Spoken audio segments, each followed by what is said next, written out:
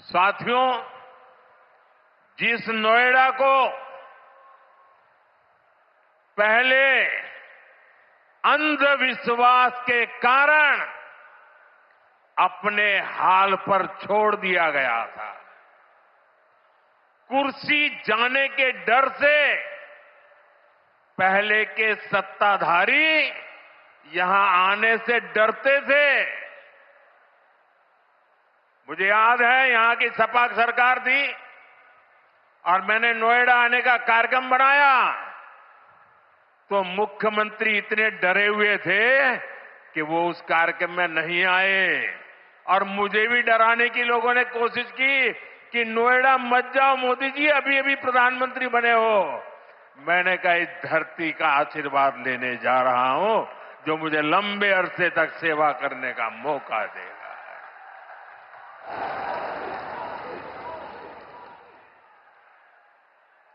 अब वही इलाका पूरी दुनिया का स्वागत करने के लिए तैयार है। ये पूरा क्षेत्र आत्मनिर्भर भारत के संकल्प को सशक्त कर रहा है। साथियों, इस क्षेत्र की अर्थव्यवस्था में खेती किसानी का बहुत महत्व है।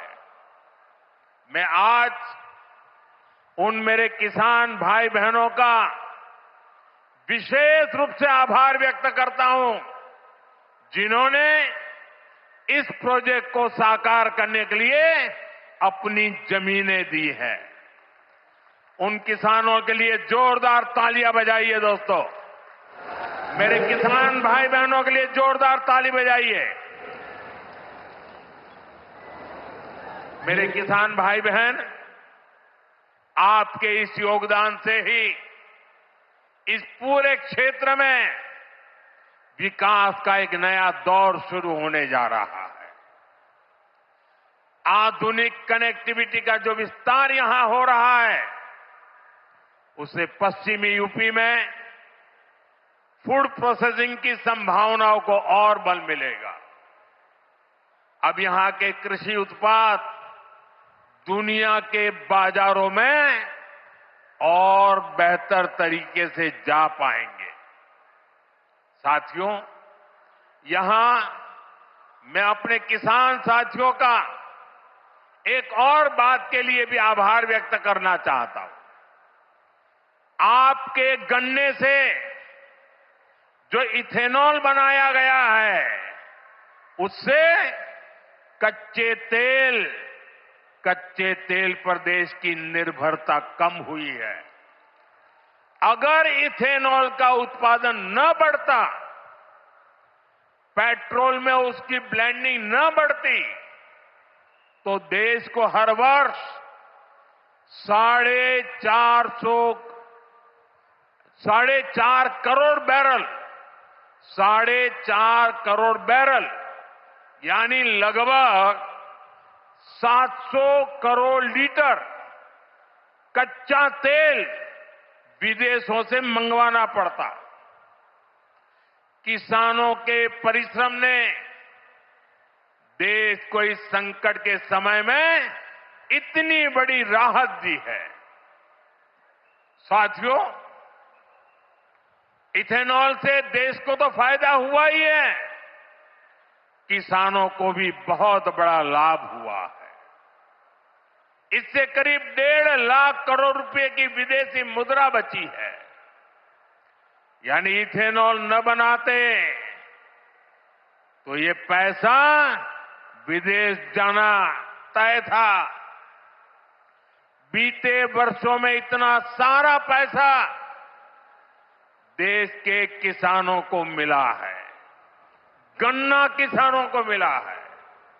साथियों, यहां के गन्ना किसानों ने तो पहले के वो दिन भी देखे हैं जब कई सालों तक गन्ने का बकाया लटका रहता था।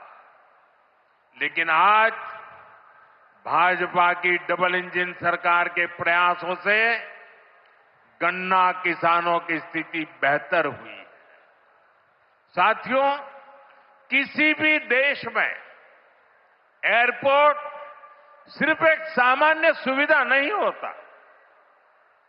ये एयरपोर्ट प्रगति को भी उड़ान देते हैं।